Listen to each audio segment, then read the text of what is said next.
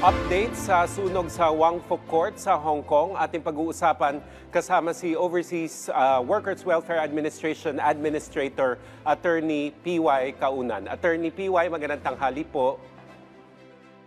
Magandang tanghali, Asset. Magandang tanghali po sa lahat po ng nanonood at nakikinig po sa atin ngayon. Admin, sa kasalukuyan po, may kumpirmado po bang Pilipinong apektado doon sa sunog, doon sa Wang Fuk Court? Meron po tayong naging pag-i-inspect doon po sa shelter na inorganize po at ng Hong Kong government.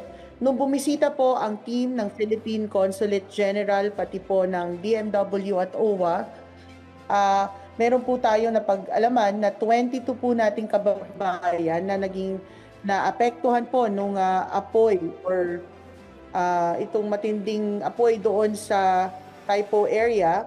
And ito pong 22 ito, nabigyan po natin ng initial assistance at babalikan pa po ulit natin itong 22 para po sa dagdag na assistance mula sa Philippine government.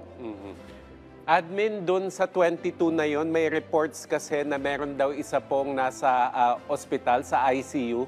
Tama po ba ito at ano po yung detalye tungkol dito? Asek, merong isa in addition to the 22. Itong isa yung nag-viral po na ating kababayan na humihingi ng tulong. Kasama po niya na initially na-stranded po yung kanyang employer, pati po yung sanggol na kanyang inaalagaan. Sa awa ng Diyos, and of course, we're very thankful to the Hong Kong government, siya po ay nailigtas kasama ng kanyang employer at ang anak ng employer.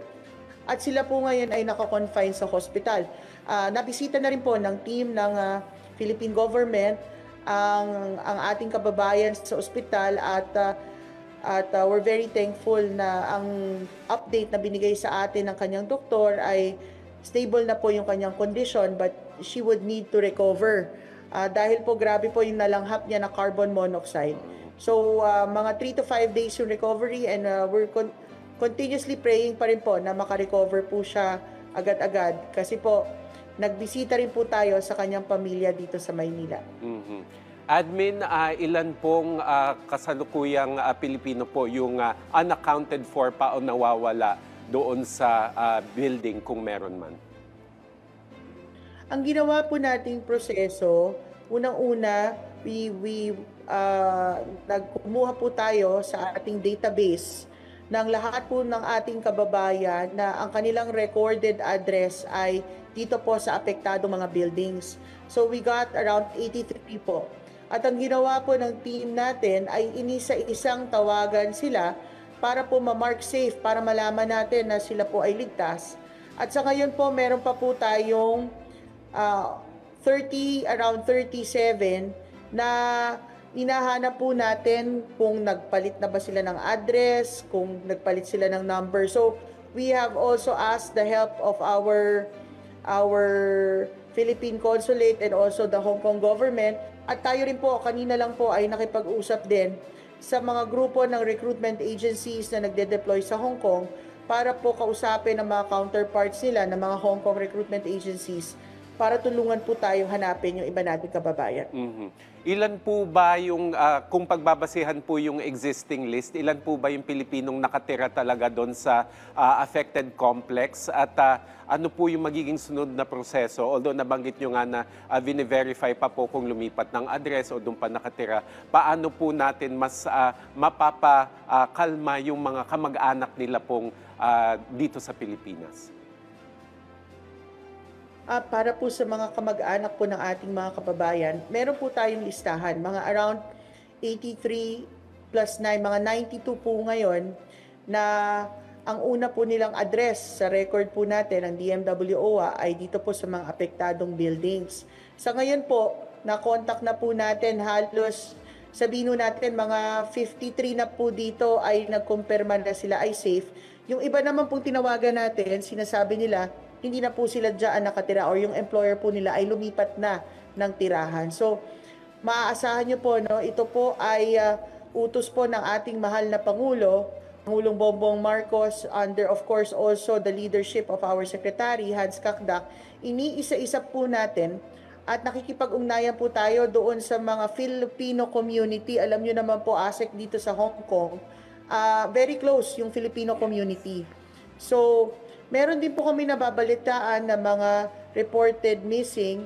Ayan po ay kami po mismo ay diretsyong nakikipag-ugnayan sa Hong Kong government para po makumpirma yung mga detalye. Kasi ang hirap ngayon, ASEC, maraming fake news, maraming lumalabas na balita, pero mas maganda yung maging kalmado tayo, and we work talaga tirelessly to coordinate with the Hong Kong government saka sa PhilCom para talagang tamang impormasyon yung maibigay natin sa ating mga kababayan. Admin, dun sa mga kinamusta nyo pong naapektuhan, ano po yung agarang tulong na naibigay ng OWA, o ano po ba yung mga hiningi nilang tulong sa inyo? Doon po sa 22, ang naging concern talaga nila, yung iba po sa kanila wala na talagang gamit na salba. So, ang OWA po, nagbigay po kami ng dignity kit at pagkain. Meron na rin po dyan yung kakailangan nila ng mga toiletries at lahat. Initial po namin na assistance sa kanila. And then, of course, we are also processing financial assistance na alam po naman namin na kahit paano makakatulong, hindi man lahat ng nawala, at least man lang makatulong po, no, na sila po ay maka-recover. Pangatlo po, ang talaga pong kumbaga issue nila ngayon, ASEC, nasunog ang kanilang mga dokumento, passports, employment contract, work permits. Yan naman po ay, of course, our Department of Foreign Affairs, our Philippine Consulate in Hong Kong, they're ready to assist our workers when it comes to the travel documents. At tayo naman po sa Department of Migrant Workers at sa OWA, nakikipag-ugnayan sa Hong Kong Labor Authorities kung saan baka magkakaroon din tayo ng assistance sila tungkol sa mga work permits, work documents na kailangan po ng ating mga kababayan. Admin, meron po bang contingency plan o mechanism in place ang OWA sa mga ganitong klaseng insidente? Obviously, hindi naman po natin mapipredict yung sunog.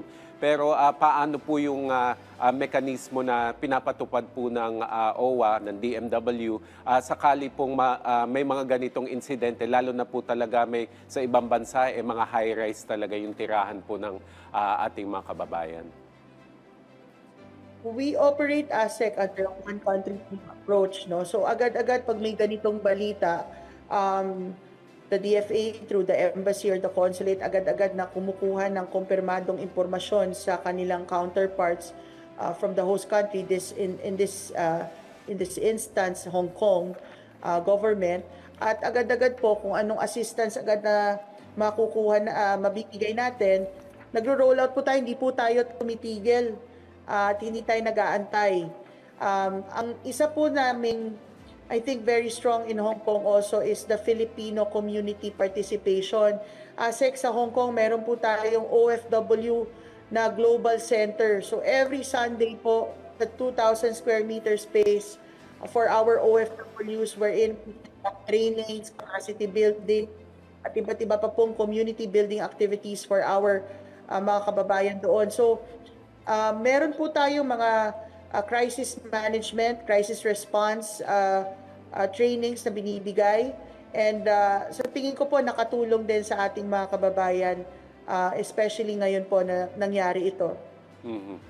Bilang panghuli na lamang po, Admin PY, mensahe nyo na lamang po sa mga kababayan natin. Sabi nyo may 83 sa listahan. Doon po sa mga unaccounted for, pero gustong makipag-ugnayan po sa ating Philippine authorities sa Hong Kong, at doon naman sa mga kamag-anak nila rito na nag-aalala para sa kanila. Ang mensahe po ay simple at diretso. Nandito po ang gobyerno under the leadership of our President Bongbong Marcos, ang Department of Migrant Workers at ang OWA, at of course ang Department of Foreign Affairs through our Philippine Consulate General. Kami po ay handang tumulong at magbigay ng impormasyon. ASEC, nagbisita rin po kami doon sa families ng nako-confine po nating kababayan, at saka doon po sa reported na umiikot na balita na missing. So we are really getting in touch with the families dito through OWA. Pero po sa mga kababayan natin, especially yung hindi alam kung sino ang kakausapin, nandito po ang hotline ng OWA, OWA 1348 po, 1348. At pag nasa abroad po, +632-1348. At kung kayo naman po ay may access sa Facebook, paki-message lang po kami sa OWA Hong Kong account or sa OWA Overseas Workers Welfare Administration page para po makontak namin kayo agad, matawagan namin kayo para malaman po namin anong tulong po ang maibibigay po ng gobyerno ng Pilipinas. Alright. Maraming salamat po sa inyong oras, OWA Administrator Attorney P.Y. Kaunan. Thank you po.